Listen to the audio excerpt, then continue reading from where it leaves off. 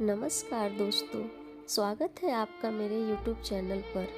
दादाजी, आप मत रो। जब मेरे मम्मी पापा बूढ़े हो जाएंगे तो मैं भी उनके साथ ऐसा ही व्यवहार करूँगा। जी हाँ दोस्तों, सही सुना आपने। हम सब लोग अपने जीवन में कुछ ऐसा करते हैं जिससे हम लोगों को बहुत ही सीख मिलती है।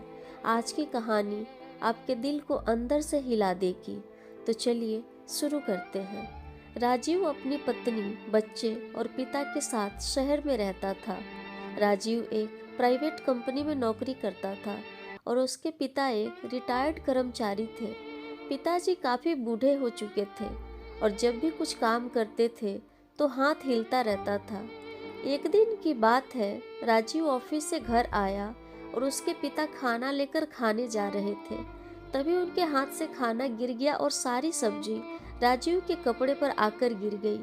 राजीव बहुत ही गुस्सा होने लगा और उसकी पत्नी ने भी खूब भला बुरा बोल दिया। यह सब राजीव का छोटा बेटा बड़े ध्यान से देख रहा था। जब राजीव और उसकी पत्नी अंदर चले गए तो वह छोटा सा बच्चा अपने दादाजी जी को नीचे से उठने में मदद करने लगा। तभी अंदर से राजीव के जोर जोर से चीखने की आवाज आने लगी। उसने और उसकी पत्नी ने मिलकर सोचा कि इनका खाने का बर्तन अलग कर दिया जाए और अगले दिन उन्होंने वही किया। राजीव की पत्नी ने अपने ससुर के लिए अलग से बर्तन निकाल दिया।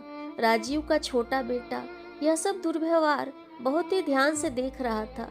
एक दिन की बात है, सब लोग खा रहे थे, तभी राजीव के पिताजी के हाथ से फिर बर्तन गिर गया। यह देख राजीव आग बबूला हो गया और फिर जोर जोर से अपने बूढ़े बाप पर चिल्लाना शुरू कर दिया। बूढ़े बाप की आंखों से बेबसी और लाचारी के आंसू बहने लगे। तभी अचानक से राजीव का छोटा बेटा बोला, दादाजी आप मत रो। जब मेरे मम्मी पापा बूढ़े हो जाएंगे तो मैं भी उनके साथ ऐसा ही बुरा व्यवहार करूंगा और आप यह बर्तन भी संभाल के रखो। जब मेरे मम्मी पापा बूढ़े हो जाएंगे तो मैं भी उनको यही बर्तन देकर अलग कर दूंगा।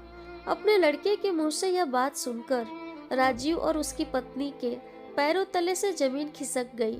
दोनों ने पूछा, बेटा यह आपको किसने बताया है? तो लड़के ने बोला, किसी ने नहीं, मैंने तो आप लोगों से ही सीखा है कि जब कोई बूढ़ा हो जाता है तो उसका बर्तन अलग कर दिया जाता है। इसके बाद क्या था, राजीव और उसकी पत्नी को अपने किए पर बहुत ही ज्यादा अफसोस हो रहा था और दोनों ने अगले ही दिन से अपने बूढ़े पिता का खाना अपने साथ लगवा दिया और बर्तन भी चेंज कर दिया।